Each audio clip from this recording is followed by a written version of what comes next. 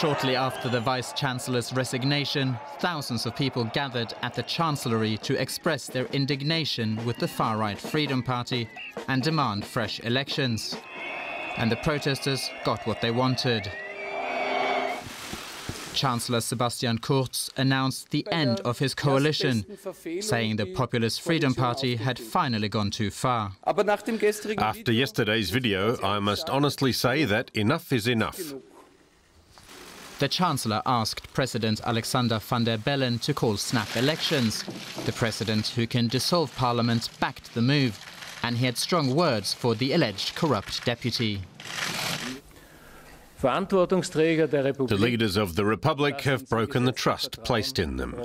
This is outrageously disrespectful to the citizens, and I cannot tolerate this lack of respect.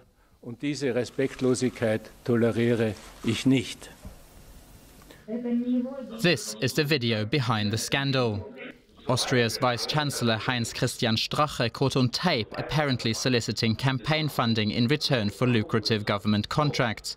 At a meeting in a villa on the Spanish island of Ibiza, Strache thought he was talking to the niece of a Russian oligarch. In addition to illegal donations, they discussed the possibility of her buying a stake in Austria's biggest tabloid to generate favourable coverage ahead of the 2017 elections. But it was a sting, and the video was leaked to the media. All right, let's get some more on the story. And for that, we're joined by correspondent Barbara Wesel, who's standing by in Vienna. Hello to you, Barbara. So do we know yet when these fresh elections in Austria are going to be held? And what would it mean? What is it going to mean for Kurz's coalition government?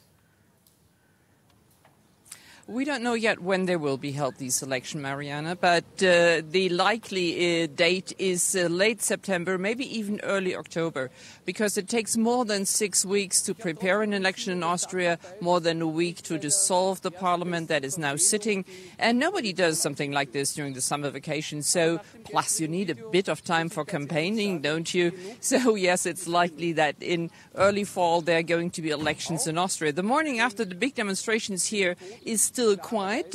Chancellor Kurz is just meeting the President, van der Bellen, and they are talking about how to carry on, how this government can continue, because there are more contentious people in cabinet.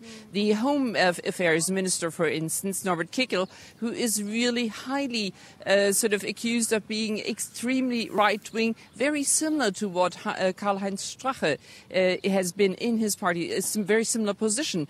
So can he stay on? Plus, who is going to be the new vice-chancellor? That's a position that has to be, by law, filled in Austria.